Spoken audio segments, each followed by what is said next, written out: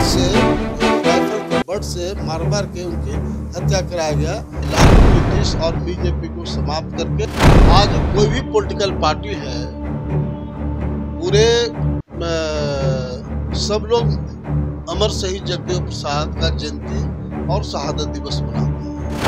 Planning करके इंदिरा गांधी ने उनकी हत्या दिन दहाड़े करवाई। इंदिरा गांधी घड़ी देखी, बोले मैं पार्लियामेंट जा रहा हूँ। इन्होंने घड़ी देखा, कहा कि मैं बिहार जा रहा हूँ। न्यूज़ PR में हूँ आपके साथ रूपम सिंह। आज अमर शहीद जगदेव प्रसाद का आज जयंती है और बिहार के क्या भारत के हर कोने में इनकी जयंती मनाई जा रही है। इनके मूर्ति पर माला अर्पण किया जा रहा है और आज मैं उनके बेटे नागमणि जी, जो कि राष्ट्रीय शोषित समाज दल के संस्थापक हैं, इनसे मैं बात करूंगी और इनसे मैं ये पूछना चाहती हूँ कि सर, आपके पिताजी का जयंती है, वो शहीद हुए हैं और जो उन्होंने इतना बड़े जो काम उन्होंने किया है भारत में, तो उनके लिए मुझे आप बताइए थोड़ा। देखिए, पूरे देश के पैमाने पर डॉक्टर भीमराव अंबेडकर साहब संविधान में तमाम आदिवासी, दलित, पिछड़ा, मुसलमान, ऊंची जात के तमाम लोग के लिए जो प्रोविजन किए थे संविधान में, लेकिन सबसे पहले पूरे भारत के पैमाने पर, देश के पैमाने पर अमर शहीद जगदेव प्रसाद ने तमाम जो गरीब तबका है, शोषित तबका है, उसकी लड़ाई लड़ने का काम किया। उस समय कोई कल्पना भी नहीं किया था कि जो सामंती हैं, जुल्मी हैं, उनके खिलाफ कोई बोलने का साहस नहीं करता था। जो तमाम बैकवर्ड, दलित, आदिवासी वगैरह हैं, उनको मंदिर में जाने से रोका जाता था, यानी मंदिर में नहीं जा सकते हैं।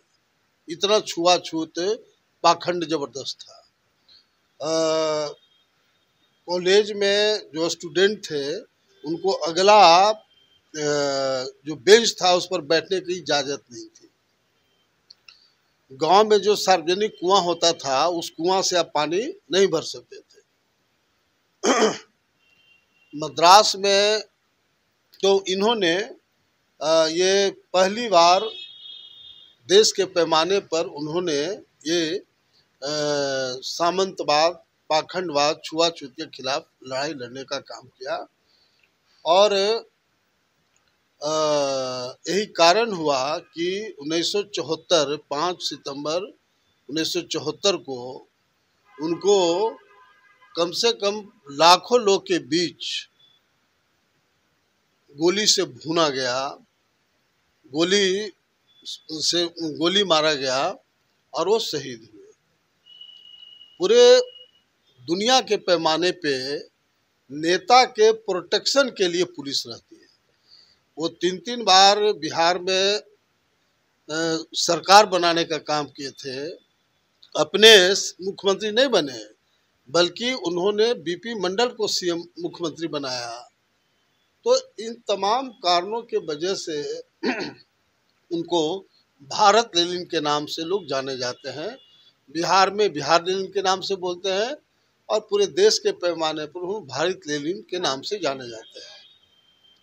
सर, उस लड़ाई में जो आपने कहा, तो उनको गोलियों से छल्ली कर दिया गया, क्या था उसके पीछे, किसका हाथ था, क्या हुआ था? देखिए, एक्चुअली इंदिरा गांधी प्रधानमंत्री थी और BP मौर्य एक उत्तर प्रदेश के सेंट्रल मिनिस्टर थे, मेरे बाबूजी के दोस्त थे। तो वो एक बार बिहार आए और उन्होंने कहा कि इंदिरा गांधी जी प्रधानमंत्री का एक मैसेज है, और उन्होंने आके कहा कि जगदेव बाबू, आप को इंदिरा गांधी जी बुलाई हैं और वो चाहते हैं कि बिहार का मुख्यमंत्री आप बने, तो उसके लिए एक बार चल के बात कीजिए। वो दिल्ली गए और उन्होंने मिलके बात किया।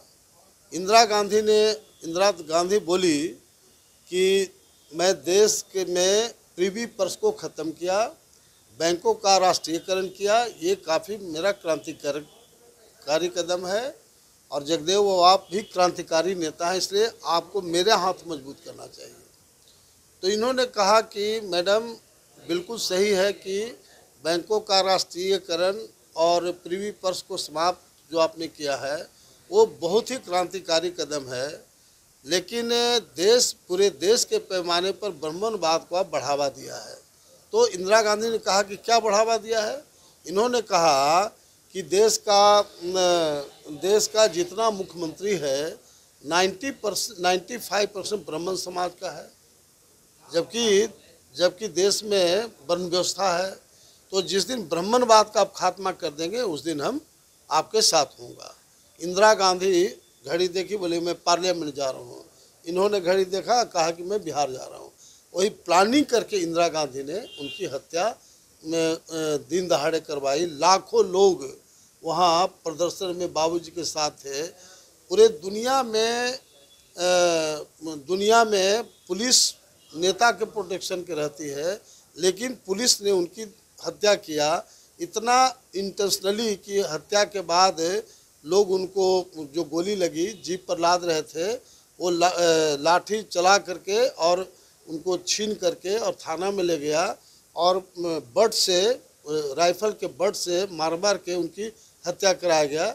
इतना नहीं, जो वहाँ के चश्मदीद गवाह थे उन लोगों का कहना था कि उन्होंने पानी मांगा तो पानी के जगह पर पेशाब उनको दिया गया। इस तरह से क्रूर उनकी जघन्य हत्या हुआ, उनके साथ अत्याचार अन्याय हुआ। लेकिन जैसा मैंने कहा कि पूरे दुनिया में ईसा मसीह को दीवार में कांटी ठोक दिया गया था मारने के लिए, और उस समय जब उनके फॉलोवर जब बढ़ने लगे तो आज दुनिया में सबसे बड़ा धर्म ईसा मसीह का हो गया।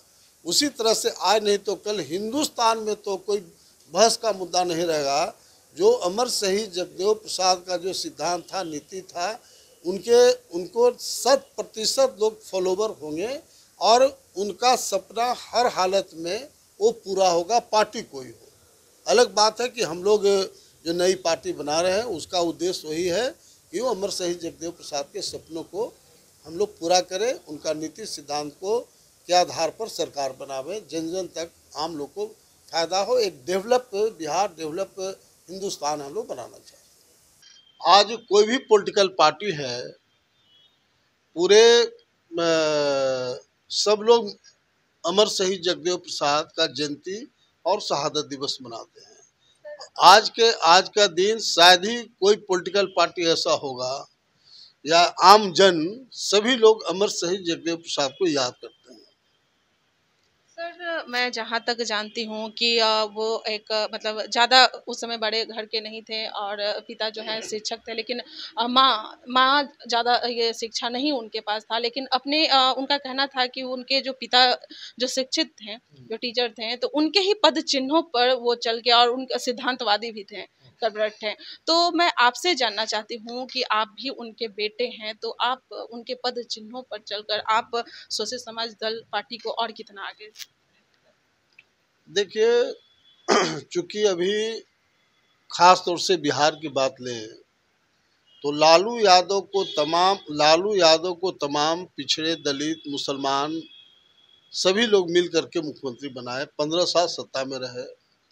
बिहार में नीतीश कुमार भी अमर शहीद जगदेव प्रसाद का नाम लेकर सत्ता में आए, लेकिन इन दोनों ने अमर शहीद जगदेव प्रसाद के सपनों के साथ मजाक करने का काम किया। कहीं पिछड़े दलितों को हिस्सेदारी दिलाने का काम नहीं किया। इसीलिए हमने एक नई पार्टी बनाया हूँ।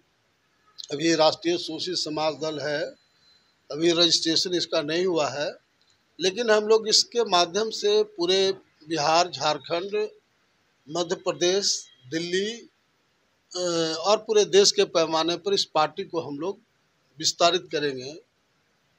और बिहार में एट एनी कॉस्ट, क्योंकि अमर शहीद जगदेव प्रसाद का खून बहा है बिहार में, कुर्था में, तो उनका खून का आदर्श बदला ही होगा कि उनके सपनों की सरकार बने।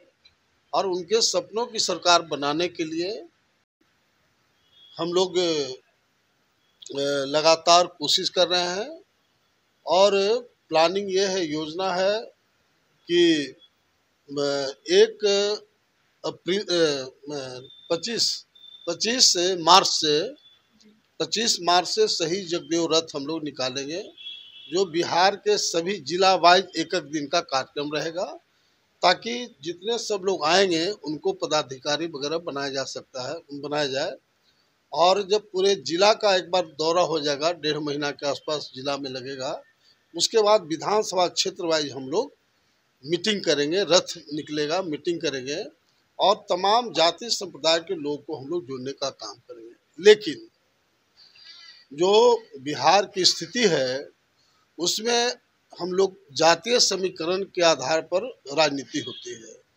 लालू यादव एक मिनट, लालू यादव जो एम बाई मुस्लिम यादव का समीकरण बना के 15 साल सत्ता में रहे, तो हम लोग ने तय किया है कि बिहार में मुस्लिम कोयरी एम के समीकरण, मुस्लिम कोयरी प्लस सवर्ण, अति पिछड़ा, दलितों को लेकर के हम लोग पार्टी को मजबूत करेंगे और 2025 में हर हालत में लक्ष्य है कि लालू, नीतीश और बीजेपी को समाप्त करके और हम लोग अपनी सरकार बनाएं। पर मैं भी यहाँ पर यही बोलना चाह रही थी कि अभी बिहार में जैसा जो चल रहा है, हालांकि आपके पिताजी दलितों के लिए शहीद हुए, वो दलितों के लिए काम कर रहे थे, लेकिन बिहार में जो दलित जो लोग हैं उनको वोट बैंक समझा जाता है और उनको उनके कंधे पर ही रखकर बंदूक चला जाता है कि इनको अपने फेवर में ले लेंगे तो हम इनका वोट पाएंगे, और फिर बाद में करते कुछ भी नहीं है। बिल्कुल सही आपकी बात है कि बिहार में लालू और नीतीश पिछड़े वर्ग के लोग आए, जो पिछड़े दलित समाज को आगे बढ़ाने के लिए आए, लेकिन इन लोग ने कहीं समाज को आगे बढ़ाने का कोई काम नहीं किया। और लालू जी के टाइम में तो कहा गया जंगल राज हो गया, यानी विकास जीरो। तो बिहार का मुख्य मुद्दा है शिक्षा में सुधार, स्वास्थ्य में सुधार, भ्रष्टाचार, बेरोजगारी को दूर करना, विधि व्यवस्था को चुस्ता दुरुस्त करना। लेकिन इन लोगों ने जो मुख्य समस्या है बिहार का, उसको डाइवर्ट करके, खास करके नीतीश कुमार जी ने वो शराब का मुद्दा इन लोगों ने बनाने का काम किया, जबकि शराब के बारे में कहने की आवश्यकता नहीं है कि पहले दुकान से मिलता था और अब शराब जो है होम डिलीवरी हो गया, तो और उसके चलते जहरीली शराब से रोज आदमी मर रहा है। तो ये लालू और नीतीश और बीजेपी से कोई एक नया पैसा बिहार की जनता को उम्मीद नहीं है और देश की जनता को भी उम्मीद नहीं है। इसलिए बिना अमर शहीद जगदेव प्रसाद के सपनों को पूरा किए हुए उनकी जो नीति और सिद्धांत को जन जन तक हम लोग पहुंचाएंगे और उनके सपनों को हम लोग साकार करेंगे।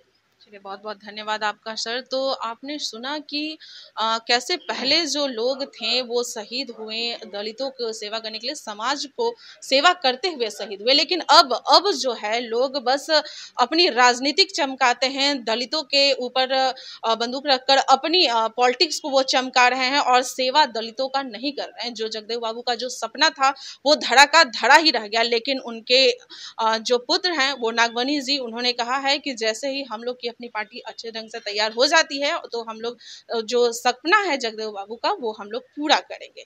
फिलहाल बने रहें न्यूज़ पीआर के साथ। धन्यवाद।